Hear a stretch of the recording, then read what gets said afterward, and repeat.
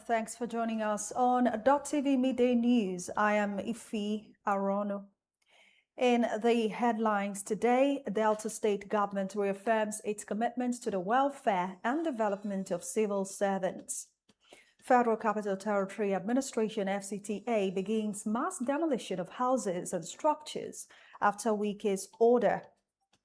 Heavy security presence around the Ministry of Defense, Abuja, as military retirees protest pension adjustment. And on the foreign scene, Iran's armed forces warn Gulf countries against assisting United States military.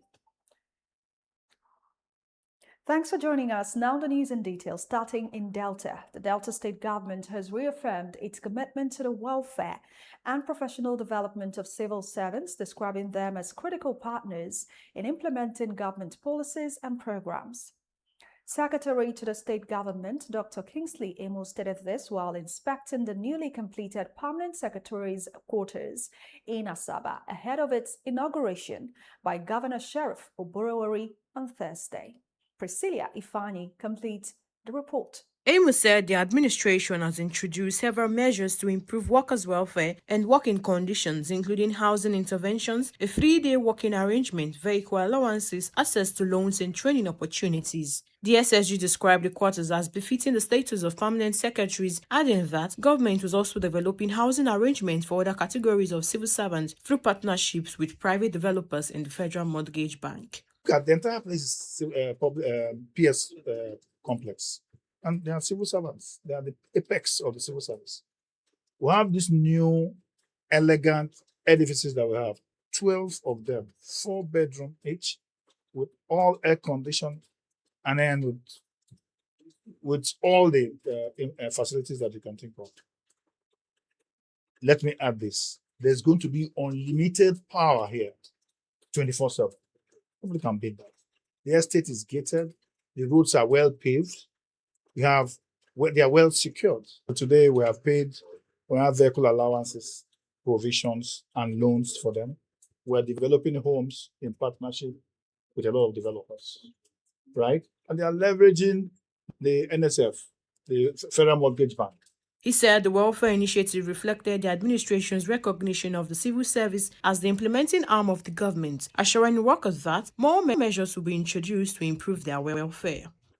We send them on training. I dare say, because I signed, that there's no state that has approved as much training as we have done in Delta State for our civil servants. Our permanent secretaries are driving brand new vehicles. This is only a continuation of what the governor has been doing and will still do for civil servants. The junior staff quarters were located to all civil servants, all junior staff in Delta State. So that program is open, but it's going to run on a PPP. And we have a lot of people coming in. It's not just about the permanent secretaries. What we're doing in partnership with a lot of developers is to have a fair arrangement where no house is too affordable anymore, but where they can build carcasses and then you can develop the interior to suit your wallets. Dr. Emu said the government was working to reintegrate retired and former civil servants into government programs to harness their experience and expertise. Reporting from Asaba, Priscilla Ifani, Dott TV News. From housing to education, Delta State Governor Sheriff Oborowori has approved the constitution of governing councils for 3 state-owned universities: the University of Delta, Abo, Denis Osadebe University, and Southern Delta University. The constitution of the councils was contained in a statement signed by the Secretary to the state government, Dr. Kingsley Emu. For the University of Delta, Abo, Professor Victor Peretomode will serve as Pro-Chancellor and Chairman with Rear Admiral Peter I. Eluma, Professor Ebele Egunyega, Dr. Roland Orisejafo, Mrs. Joy Enwa, Professor Ben Ojafo, and Professor Patrick Oromaregaki as members. At Denis Osadebe University, Professor Patrick Mobogare is the Pro-Chancellor and Chairman. Other members are Dr. Christopher Onyemenam, Chief Elmina V. Nama, Professor Jacob Obore, Dr. Josephine Konyeme, Dr. Philomena Imoni Vewera, and Professor Rowell Ubogu. For Southern Delta University, Chief Godson Echegile has been appointed Pro-Chancellor and Chairman. Members of the Council are Professor Benedict Binebai, Surveyor Mrs. Felicia Omashola, Professor Stella Chiemeke, Dr. Tosin Locke Popple, Professor William Ewarime, and Professor Regina Arisi. The newly constituted councils are expected to provide strategic direction and oversight for the effective administration and development of the three institutions.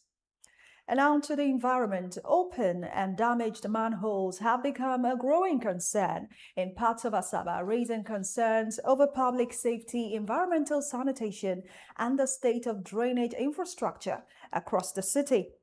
Against this observation, our correspondent Cynthia Adanayahu visited some locations to sample public opinion. Complete the report. In an interview, say they uncovered and damaged manholes in some areas and along some roads in Asaba have become a serious safety concern. They noted that some of the openings located close to roads and pedestrian walkways pose risks to residents, particularly at night or during rainfall when they may be concealed by flood water. The respondents say the situation becomes even more dangerous during heavy rainfall, as motorists and pedestrians may be unable to identify the openings.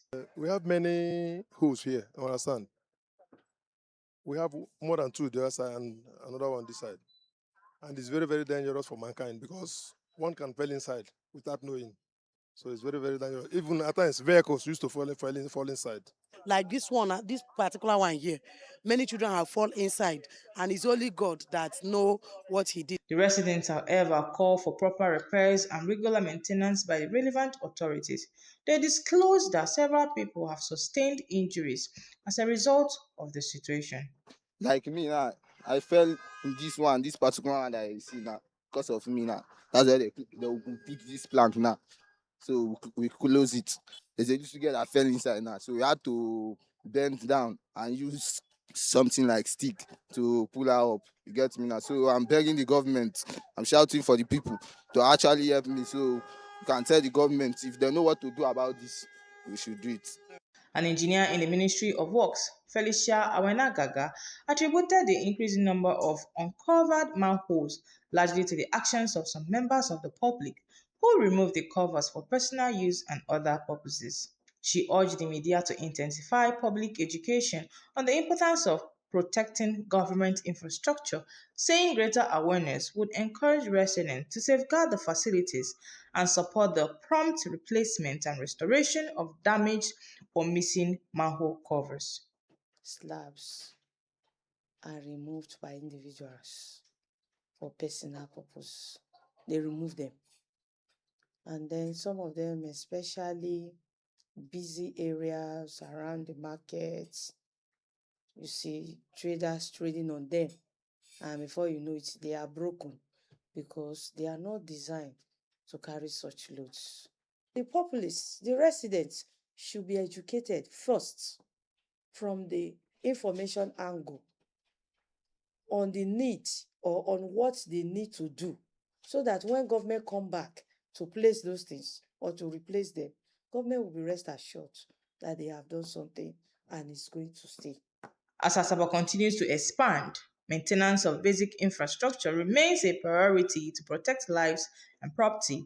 Uncovered or damaged manholes can quickly become a serious public safety hazard.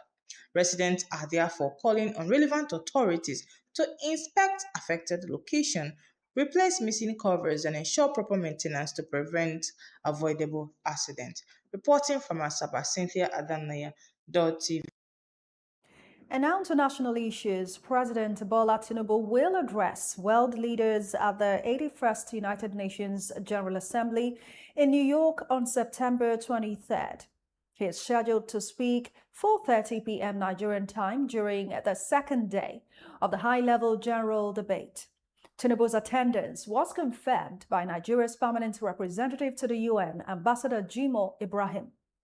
The president is expected to use the gathering to showcase his administration's reforms and seek international support for improved border policing in West Africa. The UN General Debate will run from September 22nd to 28th until under the theme Restoring Trust, Managing Transformation, a United Nations that delivers for all.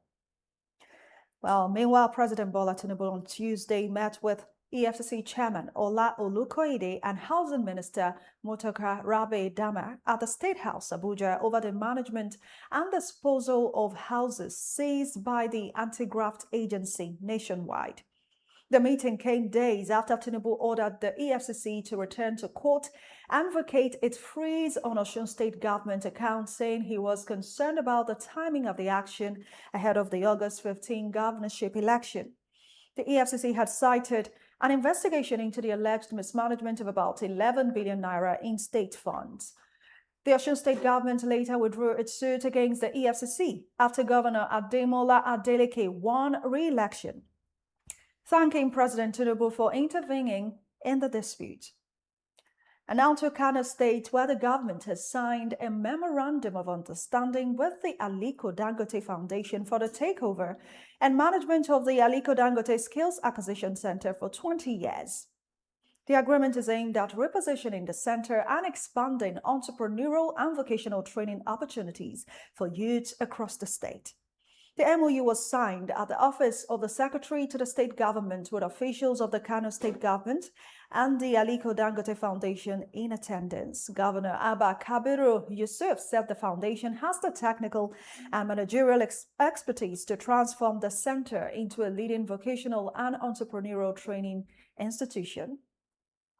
Meanwhile, the House of Representatives Deputy Spokesman Philip Abese has defended FCT Minister Nyesom Wike against criticism over recent flooding in parts of Abuja, the federal capital. Abese said it was unfair to blame Wike, pointing to infrastructure projects undertaken by the FCT administration, including roads and drainage improvements in the city and satellite towns. He argued that residents also contribute to flooding through indiscriminate dumping of refuse and encroachment on waterways and drainage channels. According to him, government cannot solve the problem alone, and residents must take responsibility for keeping drainage systems clear and protecting public infrastructure. Still on FCTA demolition, the Federal Capital Territory Administration has commenced the demolition of houses and other structures built on designated waterways in Abuja following an order by the FCT Minister Nyesom Wike. The exercise began in Maitama on Tuesday with officials and tractors removing structures obstructing natural water channels.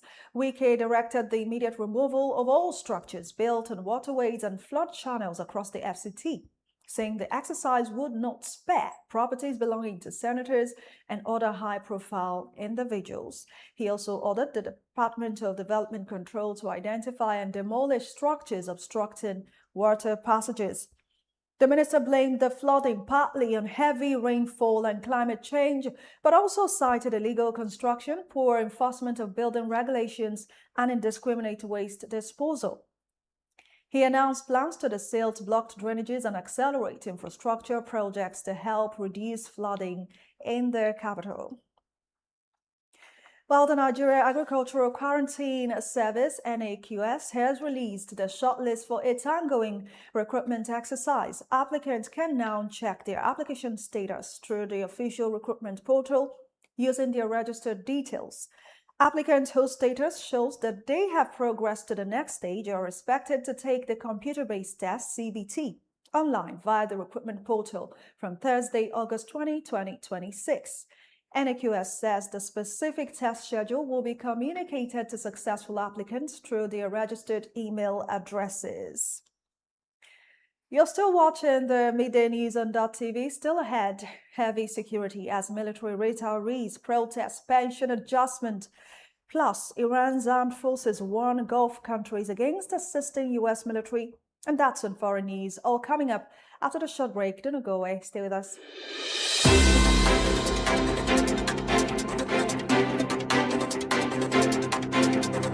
In the heart of Asaba, where the street tells the stories every single day.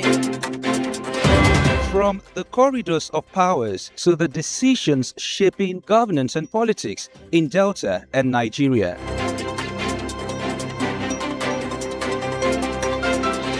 From traders counting every naira to families battling rising costs and uncertain times.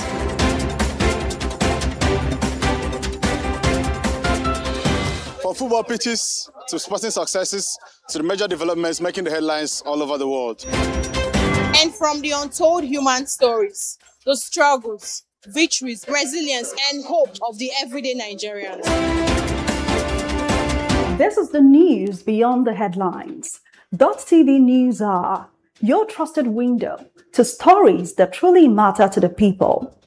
Here, we don't just report events, we tell the human stories behind them.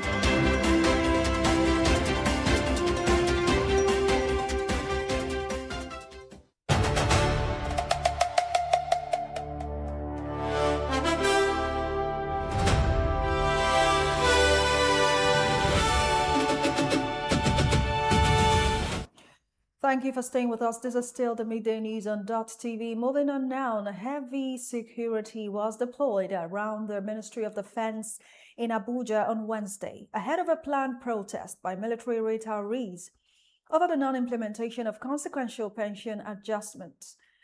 Police, army, immigration, and vehicle inspection officers were stationed around the area with 2 armored personnel carriers and more than 15 security vehicles observed at the venue. The retirees are demanding pension adjustments following salary increases approved for serving military personnel. Their leader, retired Colonel Innocent Azubike, alleged that the consequential adjustment approved alongside the November 2025 military salary increase had not been implemented. The retirees are also concerned that pensioners were excluded from the funding for a new military salary increase announced in August 2026, which is expected to take effect in September. We are working for you. We are working for you. We are working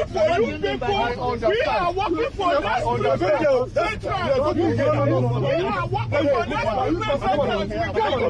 Today is a good day to die. Today is a good day to die. Wait. Call those soldiers. Today is a good day to die. Listen. We are working for you. Let's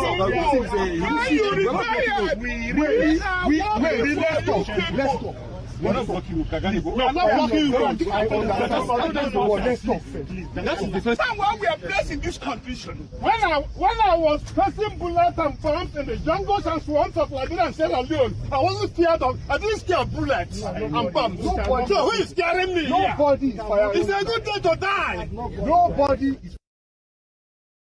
Now to the foreign scene. Canada has invited 1,000 candidates to apply for permanent residence through its express entry system under the Canadian Experience class. The invitation round was held on Tuesday, August 18, 2026, with a minimum comprehensive ranking system score of 523. The Canadian Experience class targets skilled workers with Canadian work experience. Applicants generally need at least 1 year of eligible skilled work experience in Canada within the past 3 years, along with the required language proficiency. While Iran's armed forces have warned Gulf countries against assisting the United States in its military operations against Iran, Chief of Staff Ali Abdullahi said any assistance or facilitation provided to the U.S. military would amount to participation in the conflict. The warning comes amid the ongoing war between Iran and the United States, which began on February 28, following U.S.-Israeli attacks on Iran and retaliatory Iranian missile and drone strikes on U.S. bases in the region. Iran also questioned the presence of U.S. military aircraft, including refueling planes, at regional bases. The warning comes as the U.S. George Washington aircraft carrier is being redeployed to the Middle East to replace the USS Abraham Lincoln. While Iran has reportedly launched a major missile and drone assault targeting a U.S. aircraft carrier amid escalating tensions between Tehran and Washington. However, there is no independent confirmation that the carrier was hit. Unverified reports claim that about 100 people, including military personnel and staff, may have been killed in the alleged attack. The casualty figure has not been independently verified. Confirmation is still awaited from the Pentagon, U.S. Navy, and Iranian authorities as tensions and threats against American military assets in the region continue to rise. While the United States has reportedly carried out a ballistic missile strike on a suspected Iranian power facility, with the attack said to have occurred near a gas or oil installation. Footage circulating from the scene appears to show a massive explosion followed by flames and thick black smoke rising into the sky. The reported strike comes amid heightened tensions and escalating military exchanges between the United States and Iran. Details surrounding the extent of the damage as well as any possible casualties remain unclear. Authorities have yet to provide full confirmation of the reported attack and its impact. And for sports stories, here is Anthony Uche.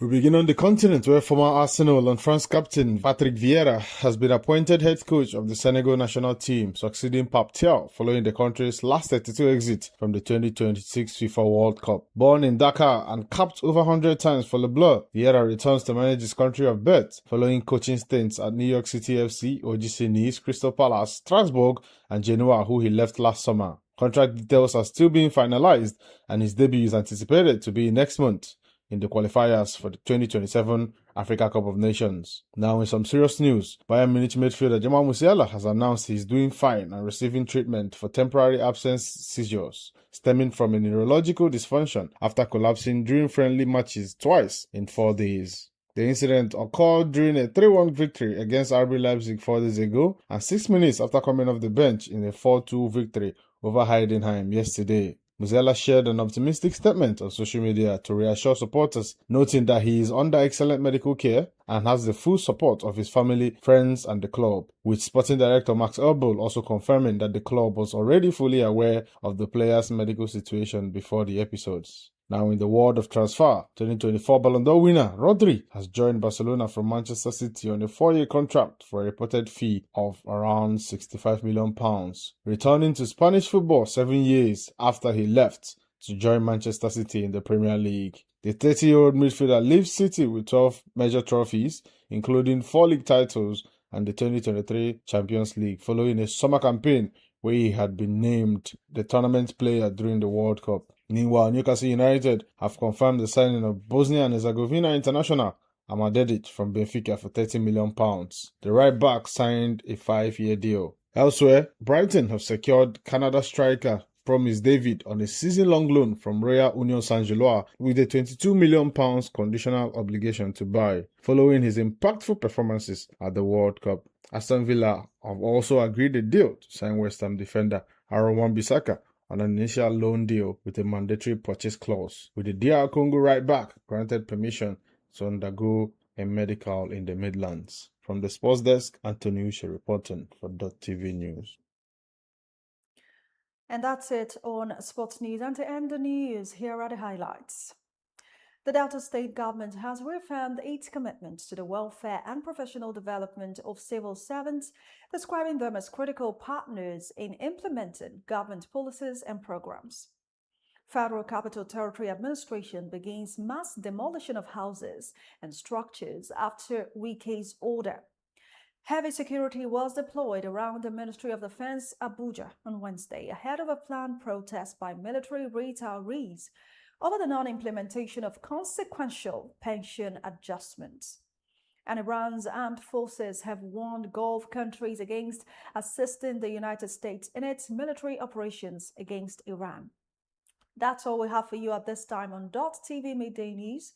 Thank you for joining us. For more news and updates, log on to www.dottv.tv. You can also follow us across social media at official.tv. I am Ifi Arono. Enjoy the rest of your day and keep watching Dott TV.